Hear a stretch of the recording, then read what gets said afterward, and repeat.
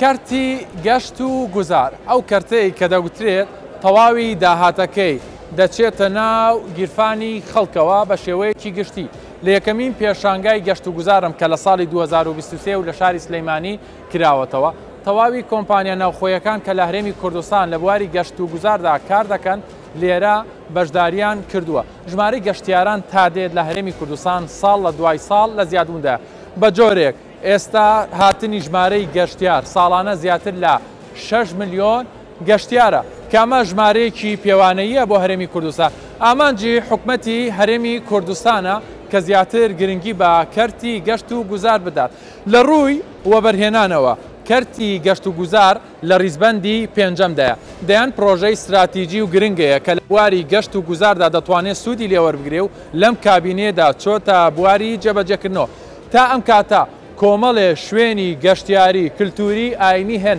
لە هەرێمی کوردستان هێشتا بە گەشتیاران ئاشنا نەبوون. ئەمانە پێویستیان بە خزمەتگوزاری سەرەتایی هەیە چۆن بتوانرێت ڕێگایەکی باش بدۆزێتەوە کە کەرتی گەشت و گوزار وەک سەرچاوەیەکی هەمیشەیی پشتی پێبەسرێت. لەم بەرنامەیەدا تەرکیز دەکەمە سەر کۆمپانیا ناوخۆیەکانی کەرتی گەشت و گوزار کە چۆن بتوانێت گرنگی زیاتر پەرەی زیاتر بە کەرتی گەشت و گوزار بدرێت.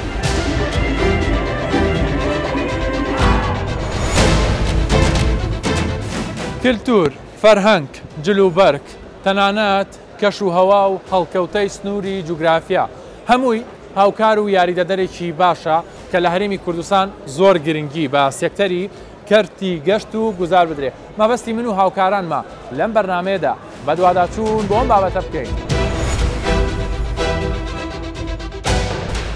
گەشت و گوزار ئەو سێکتەرەی بوژانەوەی بەرچاوی بەخۆیەوە بینیوە لە هەرێمی کوردستان. هەر ئەمەش بۆتە هۆکار ساڵانە ژمارەی کۆمپانیا گەشتیارەکان زیاد بکات. یەکەمین پێشانگای نێودەوڵەتی گەشتیاریە لەم ساڵدا کە چەندین پانێڵ و کار و چالاکی لە خۆگرتووە و ڕێخەری پێشانگاکە بەم شێوەیە باز لە ڕۆڵ و گرنگی پێشانگای گەشتیاری دەکات بۆ هەرێمی کوردستان. لە هەرێمی کوردستان و لە شاری سلێمانیش پێشانگا زۆرەکرێتەوە. ئێستا دەبینیم پێشانگایەکی کەرتی گەشت و گوزار کۆمپانیای ناوخۆی کۆمپانیای بیانی بەشدار بوون. کاریگەری دەرئەنجامی ئەم پێشانگایانە چییە بۆ هەرێمی کوردستان بەتایبەتی لە کەرتی گەشت و گوزاردا؟ کاریگەرەکانی گەشت پێشانگایەک چ لەم جۆرە چه هەر پێشانگایەکی تر ئەکرێت دابەشکەین بەسەر سێ قۆناغا. یەکێک لە کاریگەریەکان کاریگەری خێرایە ڕاستەوخۆ بازار ڕەجوڵێنێ. کاریگەریان مامناوەند مەودایە پاش چەند مانگێک یاخود کەمتر لە ساڵێک هەتا ساڵێک کاریگەری دەرەکەوێت هەندێکیان دوور مەودایە. ئەگەر پێویستکە ئەو ڕوونکەمەوە کاریگەری کورت مەودا و خێراکەی ئەوەیە تۆ لە شارێکا پێشانگایەکەکەیتەوە 100 کۆمپانیای بیانیت لەگەڵایە. ئەم 200 کۆمپانیایە بەلای کەمەوە ستافێکی 200 تا 500 کەسی هێنە شارێک بێنە بەرچاوت کە 500 نەفەر لە شوێنێکەوە بێتە شارێک بژانەوە لە سێکتەری هۆتێلەوانی هاتوچۆ خواردن ئەوانە هەمووی ئەجوڵێنێ. جاران کۆمپانیا بیانیەکان چۆڵی کۆنتترۆلی پێشانگاکانیان نەکرد. ڕێژەیەکی بەشداری باشیان هەبوو. بۆ ئەم ساڵ لەم پێشانگای گەشت و گوزارە ڕێژەی بەشداری کۆمپانیا ناوخۆیەکان چەنە و بیانیەکانش چەنە و کۆی گشتی کۆمپانیا بەشداربووەکان چەند بوو لە پێشانگا؟ کۆی گشتی پێشانگا بەشداربووەکان ئەم ساڵ قرار بوو 150 بەشدار بوو بێ بەوەی ئەو دۆخانەی کە بەعزەجار دۆخی ئەمنی دۆخی دەستخستنی ڤیزا دۆخی هاتوچۆ دروستە بێ بەداخەوە کەم بۆ 100 بەشدار بوو نزیکەی دە بۆ 15 وڵاتمان لەگەڵا. ئەم کۆمپانیانی کە لەگەڵ ئێمە بەشدارن هەندێکیان براندی نێودەوڵەتین. ئەم کۆمپانیا هەجینانە گرنگیان لەوەیە بە هەمان کوالیتی کە لە ئەوروپا لقی هەیە لە وڵاتێکی عەرەبی لقی هەیە لە هەولێر و لە سلێمانیش لقەکاتەوە. یعنی ئەمە ئەزمونێکە من ڕاستگۆ بم لەگەڵتە وەبەرهێنی ناوخۆی خۆمان زۆری ماوە بۆی بگاتە دەستخستنی ئەو کوالیتیە. لە کاتێکە لە وڵاتێکە کە ئارامی هەبێت ڕەوشی ئاوری تا ڕادەیەک نیمچە سەقامگیری یا سەقامگیریش بێت ئەمە دەرفەتێکی باشە بۆی کە پێشانگا لە سێکتەرە جیاوازەکانە بکاتەوە. کەواتەکردنەوەی پێشانگای نێودەوڵەتی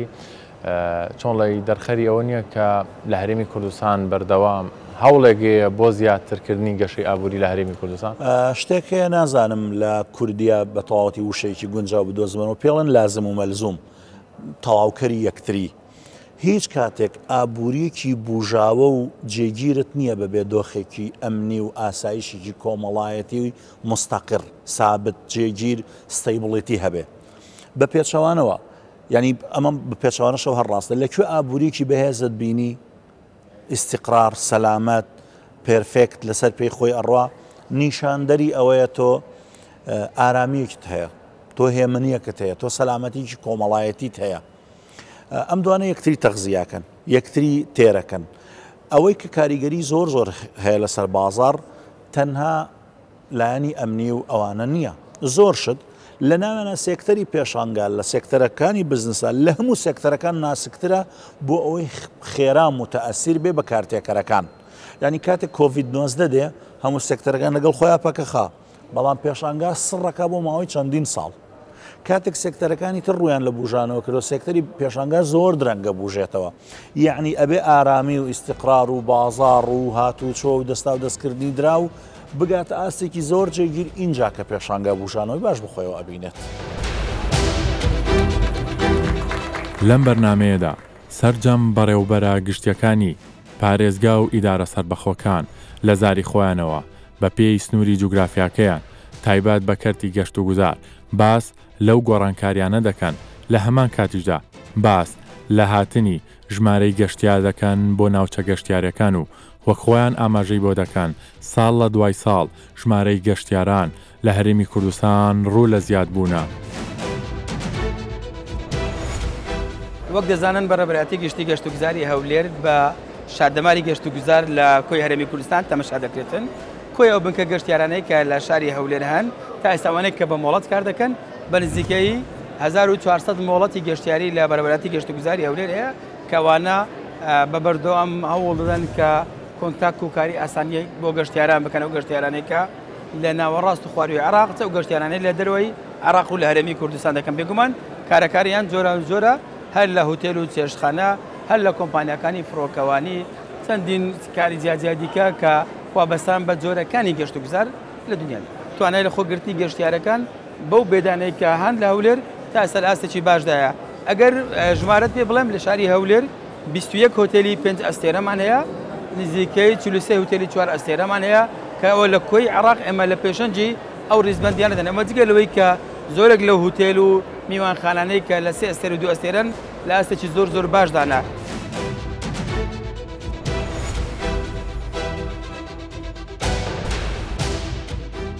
دیارە پارێزگای سلێمانی یەکێکە لەو پارێزگانەی کە لە هەرێمی کوردستان گەشتیارێکی زۆر ساڵانە ڕووی تێدەکا بەهۆی ئەو کەش و هەوا و شوێنە دڕفێن و شوێنە گەشتیارێ جیاوازەکانی یاخود ئایتمە جیاوازەکانی گەشتیاری لە شوێنەواری لە ئاینی لە تەندروستی لە تەرفیهی خۆشی ئاو بەندا و هەموو ئەمانە تەواجود و بوونێکی باشی هەیە و ئێمە لە پارێزگای سلێمانی زیاتر لە 1500 مۆڵەتی گەشتیاریمان هەیە وەکو شوێنی گەشتیاری دیارە شوێنی گەشتیاری کاڵین مۆڵەت هەموو ئەوانی کە ئەچنە چوارچێوەی ڕۆژەی گەشتیاریەوە و ئێمە ساڵانە بە پێی ئامارەکان کە وەری دەگرین ساڵ بۆ دوای ساڵ ژمارەی گەشتیار لە بەرزبوونەوەدایە ئەمە دڵخۆشکەریە وەکو پێشتریش باسمان کردووە ئێمە ساڵی پار بەقە شەژمانگی ئەم ساڵ بووە یعنی بۆیە دڵخۆشکەرە ئێستا نزیک بووینەتەوە لە 1,600,000 گەشتیار لە ساڵی 2023 تا 1.7 لەگەڵ ئەم مانگونیوە بۆیە ئێمە ئەم داتا و ئامارانە ئەمە نەمان پێدەڵێکە دەکرێت حکومەتی هەرێمی کوردستان و ئەم کابینە بەڕێزە پلانی باشتری هەبێت مەودایەک و یاخود پلانێکی استراتیجی دوور مەوداتر دابڕێژێ بۆی ئەم پیشەسازی بێدووکەڵا بتوانین لە داهاتووە بیکەین بە بەدیلی هەموو سەرچاوە ئابوووریەکان بۆ گەل و نیشتیمان.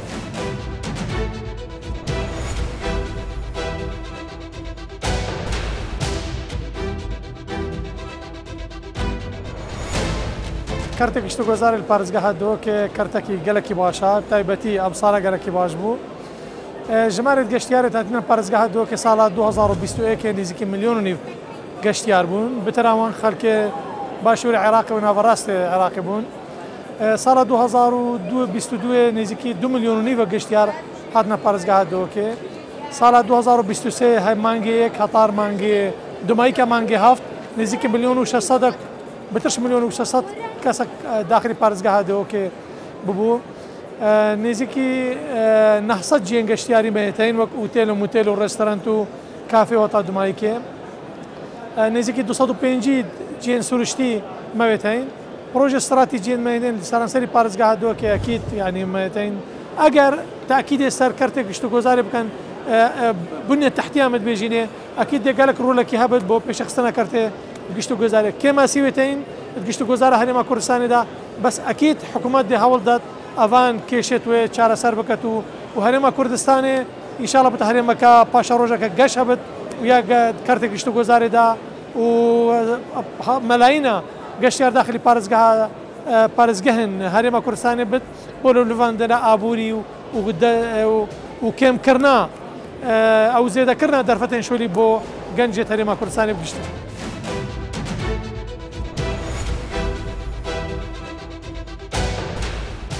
دەستوری بەڕێبەرایەتی گشتی گەشتوگوزاری هەڵەبجە و پارێزگای هەڵەبجەدا نزیکەی 36 ناوچەی گەشتیاریمانەیە خۆشبەختانە سەرجەم ڕەگەزەکانی گەشتوگوزار وجودیان هەیە لە گەشتوگوزاری چارەسەری شوێنەواری مێژووی ئاینی تەرفیهی و خۆشگوزەرانی لەگەڵ لە هەمووشی گرنگتر گەشتوگوزاری ڕامیاریمانەیە کە بریتە لە مۆنۆمەنتی هەڵەبجە و ژمارەی هاتنی گەشتیار ساڵ بۆ ساڵ زیاتر ئەبێ خۆشبەختانە پێشکەوتنێکی گەورەمان بە خۆمانەوە بینیوە هەموو ئامارەکان پێمانەڵێن بە درێژایی ساڵی 2022 نزیکەی 500,000 گەشتیار سەردانی ناوچە گەشتیارەکانی کردووە لە حوتمان یەکەمی ساڵی 2023 535,000 سەردانی کردووە کە ئەمە داتای زۆر باشن لەو خاڵانەی کە زۆر گرنگە بۆ سەکتەری گەشتوگوزار سیانەکردن و گریدانە بە جادەوبانەکان و دامەزرانی پۆلیسی گەشتیاریە بۆ فراهەمکردنی کەشێکی ئارام بۆ گەشتیارەکان و یەکێکی تر لەو خاڵانە کە زۆر گرنگە ڕاکێشانی وەبەرهێنەرەکانە دامەکردنی حکوومەتی هەرێمە کە وەبەرهێنان کردی وەبەرهێنان بەرەی پێ بدرێت لەس بە تایبەت لە سێکتەری گەشتوگوزارە بە تایبەت ئێمە نەقسمان هەیە لە ئۆتێل و مۆتێلە چونکە ئەو سەردانیکەرانی کە سەردانمان ئەکەن کاتێکی کەم ئەتوان بمێنەوە لەبەرەوەی شوێنی پێویستمانە تەختی ئەو ژمارە زۆرەی گەشتیارکە کە سەردانمانەکە.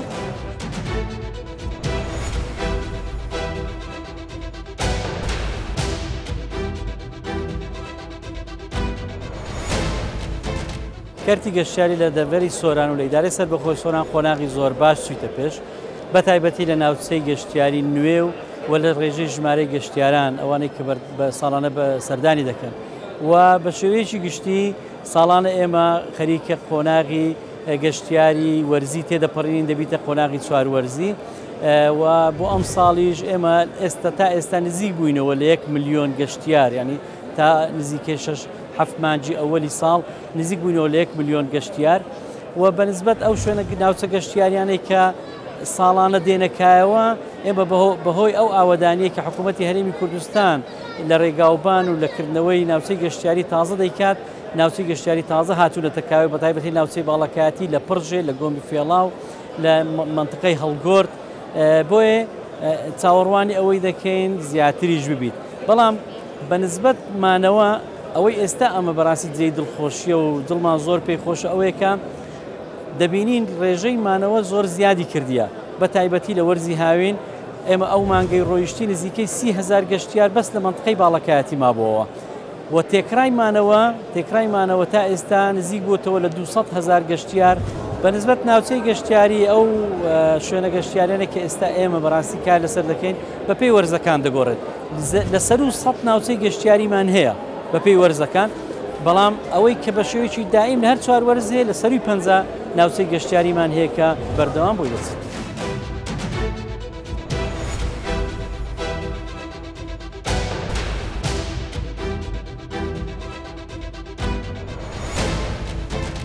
ئێمە کۆمەڵێک پرۆژەی تازە هەیە لە کەرتی وەبەرهێنان خەریکە لەوانە دروستکردنی شارێکی نمونەیی لەسەر ڕووباری سیروان بە درێژایی 9 کیلۆمەتر و 200 مترە کە خۆیەک بێتەوە لە 6 زۆن ئێستا بە واقعی لە 3 زۆنیا دەستی پێ کردووە ئیش ئەکرێت لە مووقعە ئەو شوێنانە بریتە ینی شوێنی گەشتیاری زۆر باشی تێ باشە گەشتیارێکی لە ڕووی ژمارەی گەشتیاریەوە تەبەن ساڵ بۆ ساڵ جیاوازی هەیە ئەم ساڵ ئەگەر وەرگرین بە نمونە هەتاوەکو 1/6 28,000 گەشتیار ڕووی کردووەتە گەرمیان ناوچەکانی گەرمیان زیاتر ئەوانش کە لە خوار و ناوەڕاست عێراقەوە دێن و لە سنووری ئێرانەوە دێن ئێرە شوێنی گەشتیاریمان هەیە ئەوانەی کە ناسراون زیاد لە 10 جێگامان هەیە لەوانە سەرتەکی بەمۆیە دەربەن بێلولەیە ژاڵە ناوە و گۆمە بەحریە بەنداوەکانی خانەقین و کفری و ئەو شوێنانەیە شوێنی گەشتیاریمان لە گەرمیانە هەیە بۆ ئەوەی کە خەڵکی بێت سەردانی بکات و بێتینە. ژمارەی گەشتیاران لە ماوەی 4 ساڵی ڕابردوودا لە ساڵی 2019 3,057,642 گەشتیار بووە، لە ساڵی 2020 845,747 گەشتیار بووە، لە ساڵی 2021 4,149,569 گەشتیار بووە، لە ساڵی 2022 6,035,057 گەشتیار بووە، لە شەژمانگی یەکەمی ساڵی 2023دا 5 ملیۆن گەشتیار ڕویان لە ناوچە گەشتیارەکانی هەرێمی کوردستان کردووە. سروشت، کللتور، شوێنەواری ئاینی و هەڵکەوتەی جوگرافیا هەمووان لە یەک شوێندا بوونی هەیە، ئەویش هەرێمی کوردستانە. ئێستا لە هەر 4 وەرزی ساڵدا گەشتیاران ڕوو لە ناوچە گەشتیارەکانی هەرێمی کوردستان دەکەن و لە ماوەی تەمەنی ئەم کابینێشدا زۆر گرنگی بە پرۆژە گەشتیارەکان دراوە و سەرۆکی دەستەی گەشت و گوزاری هەرێمی کوردستانیش باس لەو کار و چالاکیانە دەکات کە بۆ کەرتی گەشت و گوزار ئەنجام دراوە. کۆمەڵە شوێنی گەشتیاری زۆر باشمانەیە، زۆر جوانمان هەیە، بەڵام بە گەشتیاران نەناسراون. ئەمە کەی بە تەواوەتی دەخێتە ژێر کۆنتترۆلی دەستەی گەشت و گوزارەوە. بەشی زۆری ناوچە ناوازەکانی کوردستان پێویستی بە گەیشتنی گەشتیارە بۆی، پێویستی بە ڕێگاوبانە، پێویستی بە خزمەت گوزارەکانی تەندروستی و هاتوچۆیە، پێویستی بە ڕێبەری گەشتیاریە، پێویستی بەوەیە کە ڕێنوێنی واتە بۆ نمونە کە لێرەوە ڕێی بۆ هەولێر بە کیلۆمەتر پێم بڵێ ئەوەنەی تر ئەگەمە کانیوەتمان، ئەوەنەی تر ئەگەمە سماقۆڵی، ئەوەنەی تر ئەگەم کە ئەڕۆم بۆ دهۆک بە کیلۆمەتر و ناوەکە بە زمانی کوردی ئینگلیزی عەرەبی بنووسرێ. ئێمە بەڕاستی لەمانەیە هێشتا نەمانتوانیوە ئەوە بکەین کە ئەمە بەرپرسیارەتی ئێمە نییە، بەرپرسیارەتی وەزارەتە پەیوەندیدارەکانی ترە کە من لە بەردەمی جەنابی سەرۆکوەزیران و جێگری سەرۆکوەزیران داوام کرد بە تەنها من ناتوانم گرنتی سەرکەوتنی ئەو پلانە بکەم ئەگەر وەزارەتەکان و وەزیرە بەڕێزەکان و دەستەکان هاوکارمان نەبن. بەشێکی زۆریان هەماهەنگ و هاوکارن، بەڵام پێویستمان بە هەماهەنگی زیاتر و ئەو بابەتێک کە دەستنیشانمان کردەوەکو پلان ببێتە کردار، واتە ساڵ بە ساڵ هەر ساڵی هەندێک خزمەت گوزاری، هەر ساڵی هەندێک ناوچەی شوێنەواری نۆژەن کرێتەوە تا دوایی. ویستان لەسەر کردووە و کردارێکە بەڕێستان ئەمە داوامانە بەلایەنە پەیوەندیدارەکان. شوێنەوار ئەمڕۆ پێویستی بە دەستی ناوخۆییە، پێویستی بە کۆمەکی وەبەرهێنەرە نیشتیمانیەکانی کوردستانە. قەڵای هەولێرە بێ زوو تەواو ببێ، ئەشکەوتی قسقاپان و هەزار مێرد و ئەشکەوتی شانە دەر و با بڵێن ئەشکەوتی دلین و هەموو ئەو شوێنانە شوێنەکانی ئاکرێ، گەڕەکە دێرینەکانی کۆیە، ئامێدی، گەڕەکەکانی هەولێر، سلێمانی دەبێ ببن بە گەڕەکی کەلتوری، نان و چای بەیانی کوردەواری تیابێ، بەروومە کوردستانەکانی تیا بفرشێ. ئەمانە پێویستمان بەوە بەرهێنەری نیشتیمانیە، سەرمایە گوزارەکانیان تەنها لە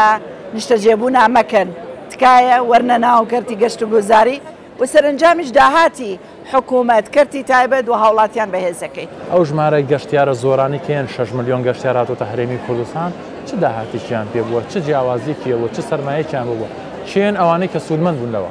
کاتێک گەشتیارێک بۆ نمونە لە ناوەڕاست و باشووری عێراقیەت هەفتەیەک لە کوردستان ئەمێنێتەوە لە هەر ناوچەیەکی گەشتیاری، پێویستی بە هۆتێلە، پێویستی بە چێشخانە و میوانخانەکانە، پێویستی بە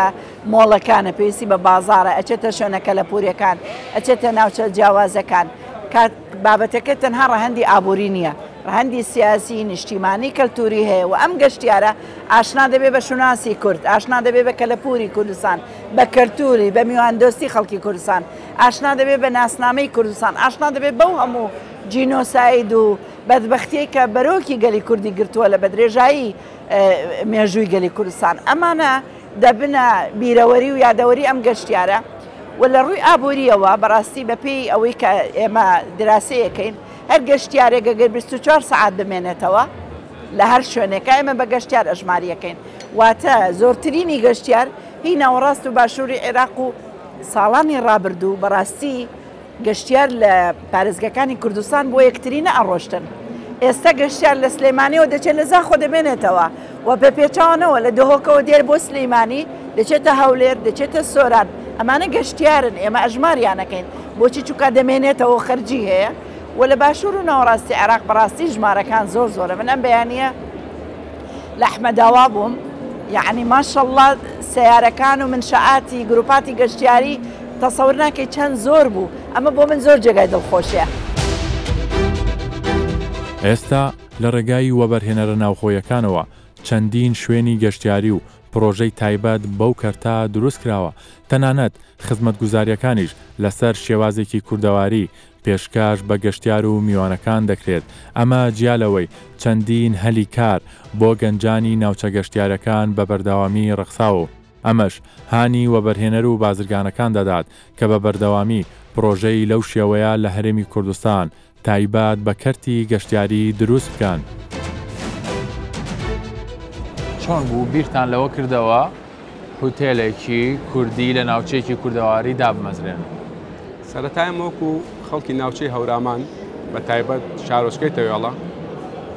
چەند جارێک تەرکیزمان لەسەرەوە بوو میوان ئەهات شوێنی مانەوە نەبوو نەک تەنها بڵێن بۆ شارۆچکەی تەوێڵە ینی میوان هەبوو ئەهات بۆ دیارە ئەهات بۆ ئەحمەداوا شوێنێک نەبوو بە ئیسراحەت شەوێک دوو شەو سێ شەو تیا بمێنێتەوانێ. خزمەتگوزارەکانتان چین ینی مادەم هوتێلێکی کوردیە ئایا خزمەتگوزارەکانیشتان هەر کوردین چی بۆ گەشتیاران بەکارێنن؟ الحەمدلله ئێمە سەرەتا بۆ زانیاری بەڕێستان ئێمە هەستاین بە دروستکردنی هوتێلێک بە شێوازێکی کوردەواری لە ناوچەیەکە ئێمە الحەمدلله ناوچەکەمان ڕەسەنایەتی و تایبەتمەندێتی کوردەواری خۆی هەیە ئێمە ژەستاین بە دروستکردنی و بەرجەستەکردنی ئەم کوردایەتی و ئەم ڕەسەنایەتی لە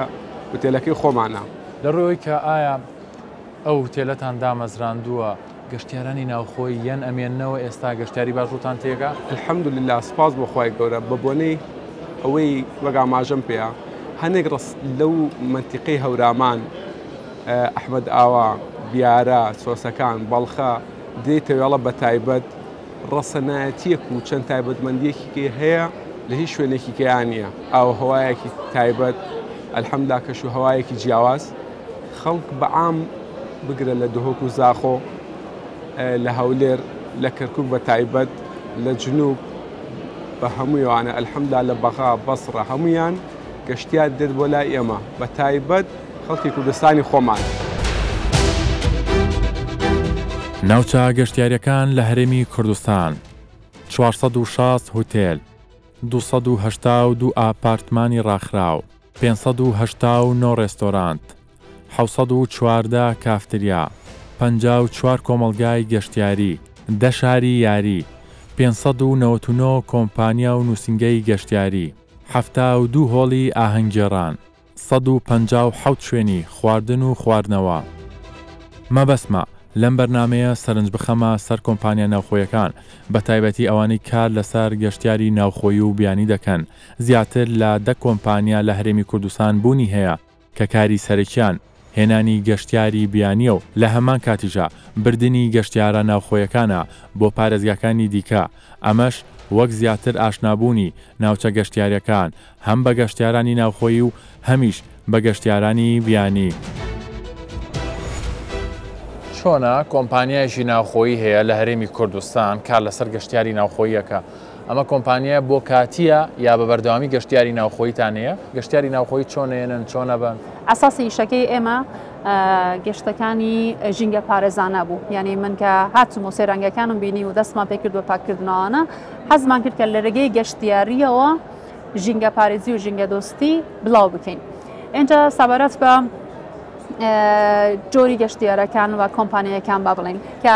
ئەمە یەکێک بوو لە ئۆپشنەکانی کە داخلی بازاری کاری کوردستان بوو یعنی من خۆم بە شانەزیاتمانم بڵم ئەو ئیشەیە کە لە سەرەتایە بچووک و ئێستا بووە بە یەکێک لە چالاکترین ئیشەکانی کە هەر گەنجێک بۆ خۆی ئەتوانێ بە ئاسانی ئەویشە بکە. خات و تۆ پێم بڵێ چۆن کار لەسەر گەشتیاری کللتوریەکەن گەشتیاری ئاساییەکەن ئەم گەشتیارە لە ناوخۆت چۆن ئەم گەشتانیان بۆ ڕێگەخەنەوە. بە پێی وەرزەکە ئێمە پلانەکانی گەشتگوزارمان ئەگۆرێت بۆ نمونە کێشاوەکە ساکترە بێ یا بۆ نمونە نزیکی نۆروزە بێت یا بۆ نمونە سەری ساڵی هەندێ ئاینەکان ئابێت ئاشوریەکان یا بۆ نمونە یازیدیەکان یان بۆ نمونە کاکاییەکان هەموو بۆنەکانمان کۆ کردووە ساڵانە پلانی تایبەتی ئەوانەمان هەیە. جۆرەکانی گەشتیاری لە هەرێمی کوردستان: گەشتیاری ڕەش، گەشتیاری تەندروستی، گەشتیاری ئاسایی، گەشتیاری ژینگەیی، گەشتیاری شوێنەوار، گەشتیاری بازرگانی، گەشتیاری وەرزشی، گەشتیاری هونەری، گەشتیاری پەروەردەیی و گەشتیاری کشتوکاڵی.